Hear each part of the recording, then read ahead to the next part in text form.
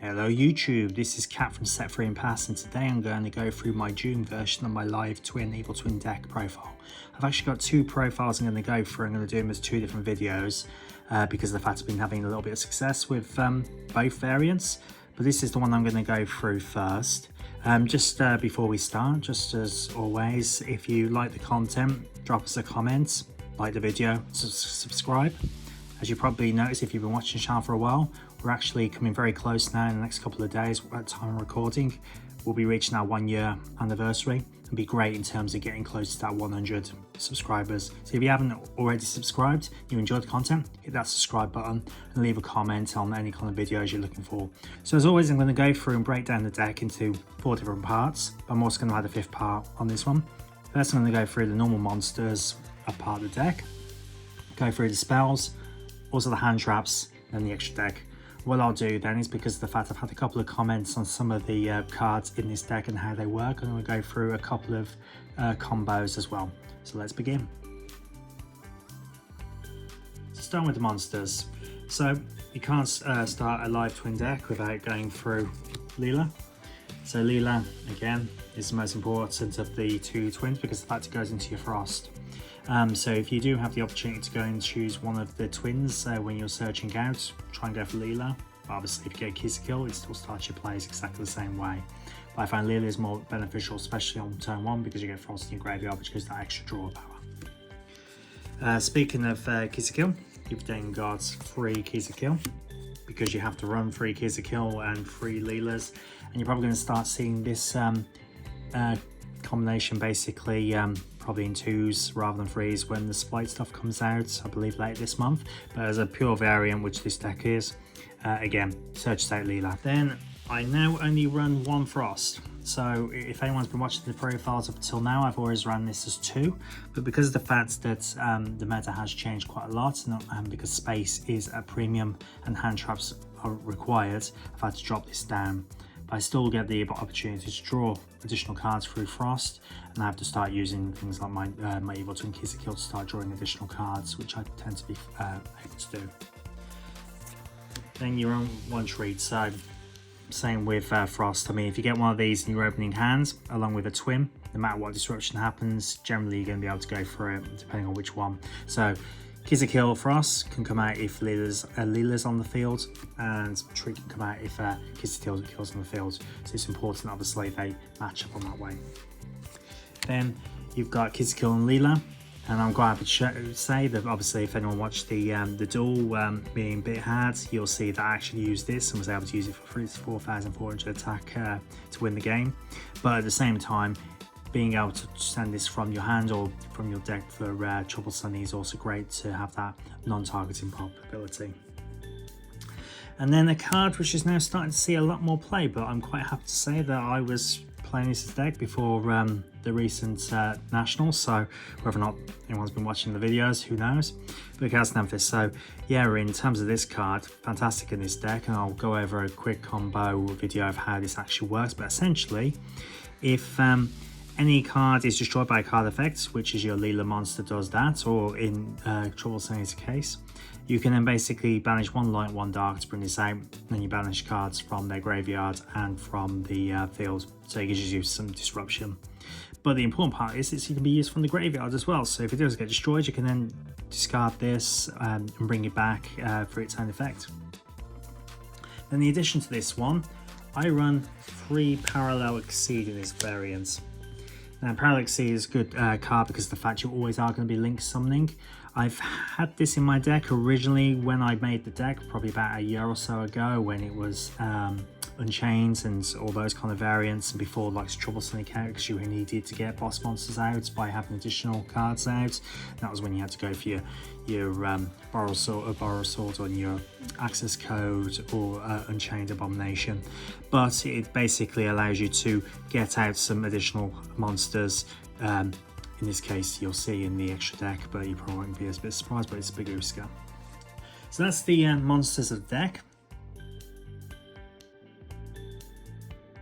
So on to the spells. So Sunny Snitch, have to run as 3 because of the fact that it is the Tengi or the Rotor of the deck. And also it has the added ability, as everyone knows, that you'll probably need a dice whenever your opponent summons a monster while you have an evil twin on the field. They lose 200 and you gain 200, which if you're playing against a general sword soul deck, which summons usually 475 times a turn, you've won the game. Well, obviously I'm joking, but you do find in meta decks now that they'll usually summon at least 10 to 12 monsters, and at 200 life points of time, it is going to be a big substantial hit to them. Plus with life point paying abilities, obviously it adds to it, and you can have potentially go over games when you've got a beat stick like your Trouble Sunny, which can obviously do 3,300. When you've already done 2,000 damage with this alone, you're already in the ballpark of basically being able to OTK them. Still run 2 home. Now this has, in different times throughout the month, come up to 3. I haven't gone down to 1, I've always gone up. Why? Because of the fact that not as an extender but as a starter, it's crucial this deck goes through, and because of this particular variant, as you'll see compared to the other ones, it's far more susceptible to hand traps because they don't have any way of stopping them. So having home allows you to get through that. So you could bump this up to 3, and potentially I would say bump it up to 3 if you got a preference to, obviously when you're playing a hand trap heavy meta, but 2 or 3 perfect numbers for this. Don't use less than that. So you could potentially get rid of one of the triple tactics talents for this, and other ones that people are using is obviously Part of Desires. Now it's up to 2. I still don't like Part of Desires, but that's just my personal preference. Just because the fact hand traps are used everywhere, so you get around it. You could also use Called by the Grave instead of one of these and add in another home, for instance. But I just think because of the fact that you're guaranteed in this particular meta that someone is going to disrupt you, so you're going to be able to draw, pull a card from their hand, or take control. It's always going to come up. It's very rare that you'll be in a situation where you don't get one of the abilities. And then you have secret passwords. So I've not really done this in the great order, but obviously secret password allows you to search for your home, your Sony Snitch. So basically it's the rotor for the rotor, as I keep saying. And also you search, say, your evil twin cards if you need to as well. So yeah, mandatory you need this for free because it allows you to spin through your deck, but also search for the cards you need. And sorry guys, you've seen in my other profiles I do own these cards, but at the time of recording I've learnt this out, so I'm going to use some clever editing to show this, but this is 3 forbidden droplets. So through the power of editing, I will put the cards over there on top of these. But forbidden droplets, fantastic card in any kind of situation, especially in this, because as I said before, if you've got one of your twins, so if you summon one of your twins out, say Yugioh, they then disrupt it. You can then chain with within droplet to send this. Because of the fact it can't be in the game because it's gone off the field, you can then bring out the ability to bring out, say for example, the Leela, which then allows you to search out the Yugioh. So allows you to get around those. So yeah, that's the spells for part of the deck. Now let's go on to the hand traps. Now the hand traps of the deck, it is very hand trap heavy. And I'm going to go through some of the other options, but I run 3 Ash. I think you'll see this is pretty much common in all decks at the moment, running at least 2 or 3 Ashes. Ash is fantastic, very versatile. It's not game breaking, but it's a very good disruption card. Nibiru, as I said before, most decks currently basically are summoning multiple times per turn. So if you think of Sword Soul, for example, I know you could probably argue the fact that if they bring out Baron, they can negate. That's where you need to obviously be able to work around that with another hand trap. I also use Droll and Lock Birds. And again, this can be changed out. I'm going to go through the other options you got if you can take out these. But Droll and Lock Birds, great because of the fact a lot of decks at the moment do draw quite a lot, and it stops them being able to do that and add into their hand. Imperm. Imperm's a great disruption card. I find it's very useful in most situations. You could change this out for Effect Veiler, but I do like Imperm. I go back before this between this and Effect Veiler.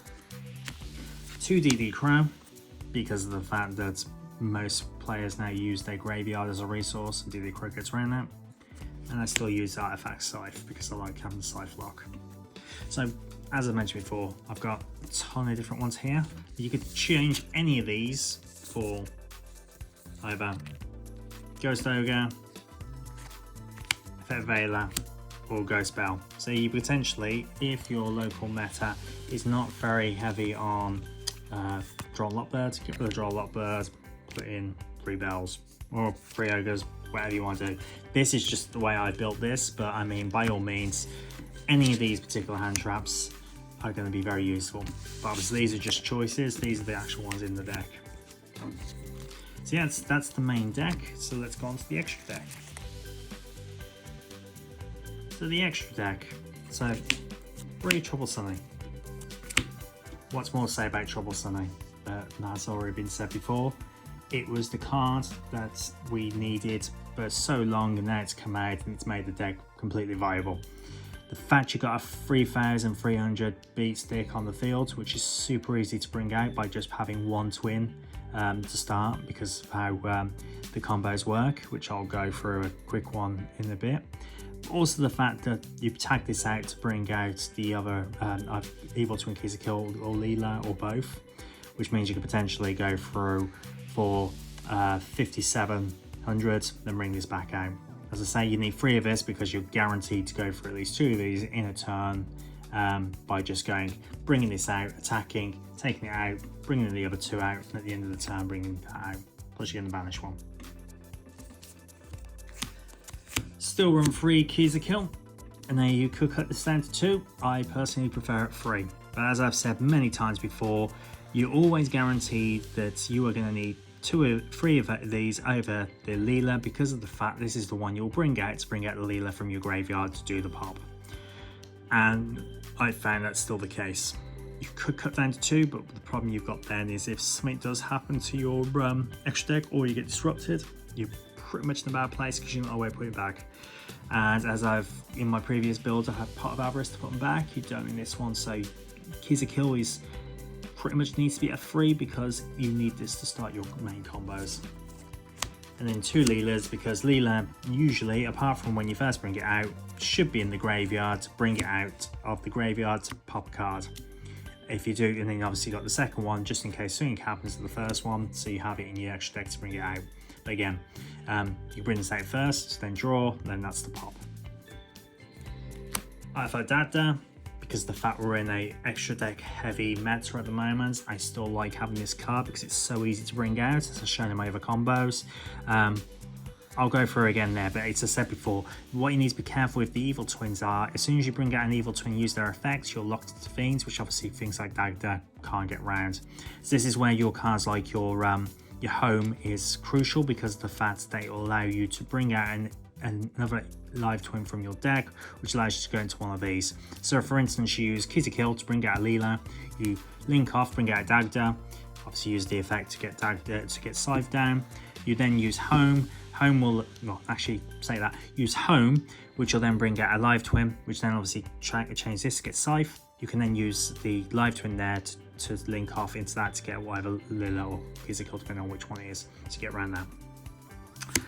I ran Unicorn because it's a nice easy disruption, and it's also a Fiend, so it gets around that issue. And I still use Abomination. I know I've seen decks now starting to use Access Code, but because of the fact with the Fiend's restriction kind of limits it, I like Abomination more because of the fact it has multiple times to be able to do disruption.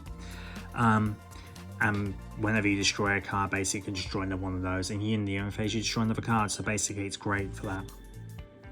And then the Xyz, as I mentioned, Biguska, so the whole reason I got Parallel Xyz in here, because of the fact it just slows down the game. And at the moment, because of the fact so many decks now have the ability to basically fill the board with Synchros or Xyz to basically do something, Biguska gives you that ability to just go, I'm going to slow down the game for the next couple of turns while I get myself set up. And then it obviously destroys itself at the end, but hopefully you've given yourself enough time then to be able to work what you're going to do. And then still use the Cavalry package with Zeus, because Zeus is still Zeus, and Cavalry I feel is still the better choice. So yeah, that's the extra deck. Right, so I'm going to quickly go through a combo. So we're going to start with Keys of Kill. In this scenario, this is why I'm going to show you the ability of Chaos Nemesis. So Chaos Nemesis is in my graveyard. So for the sake of this, is graveyard over here. So Chaos Nemesis in the graveyard. I've got Keys of Kill in my hand, so I've used Keys of Kill. Kills effect, allowing me to get Leela. Leela, then you go into your Leela. Leela's effect will allow you then basically to bring out a Keys of Kill from your graveyard, which will be Keys of Kill. Keys of Kill off into Keys of Kill. Keys of Kill is then effect to bring out the Leela. Leela then pops a card. Now, because of the fact in this, the trigger now, and just think, you've got a light and a dark, with both the twins being light and dark. You've popped a card. So now Chaos Nemesis activates. So, banish one light, one dark, summon, then obviously then use the effect. And that means destruction. It's as simple as that. Literally, all you need to do is, and even you can do this in another scenario. So you've got Chaos Nemesis in your grave. Say for example, you've got these two in your grave as well. And you have got Troublesome. Troublesome's effect, bring out both these, pop a card, Chaos Nemesis effect. You should have these in your grave, do it again. Or alternatively, you've got this in your grave, so you just send this, sending the evil twin from your deck, which then prompts this as well. So you've got multiple ways of bringing out Chaos Nemesis in this particular deck, which is one of the reasons why it's such a good card in here, and I've been using this for a number of months now. And I have thought about bumping up to 2 or 3, but 1 seems to work quite well. But if you really want to test it, because the fact how consistent it can be, if you bump that up to 2, I can't see there being an issue. In fact, it might take people by surprise. I find it's a really good card. Also, that's showing you the combo how you use these as well. But as I say, the deck is very versatile. It's been doing reasonably well as well, as you've seen in some of the reports in terms of it doing well in nationals as well for a budget deck. I think it's only going to get better, and because of the fact it is very budget, and this is one of the reasons why I like it, but also do expect to see this more often when the Spite stuff comes out. So yeah guys, well, hopefully you enjoyed the content. Like I said before, we do appreciate you watching and so on, and we're trying to expand the channel. Hopefully trying to get to 100 subscribers very soon, and we're coming up to our 1 year anniversary, so I don't think we're going to reach it before then, but obviously if we could do it very soon, we'd appreciate any kind of any help on that. Also, any comments, any thoughts on any videos, any kind of like rogue strategies or out there, and we're happy to give those a go. I know we've got a load of cards and so on we're trying to do, but unfortunately the post has been a bit awful in the UK, so it's made it a bit difficult. And so again, yeah, thanks guys for watching. This has been Cat, and hope you have a good day. Keep on playing, and yeah, speak to you soon. Okay, see ya. Bye.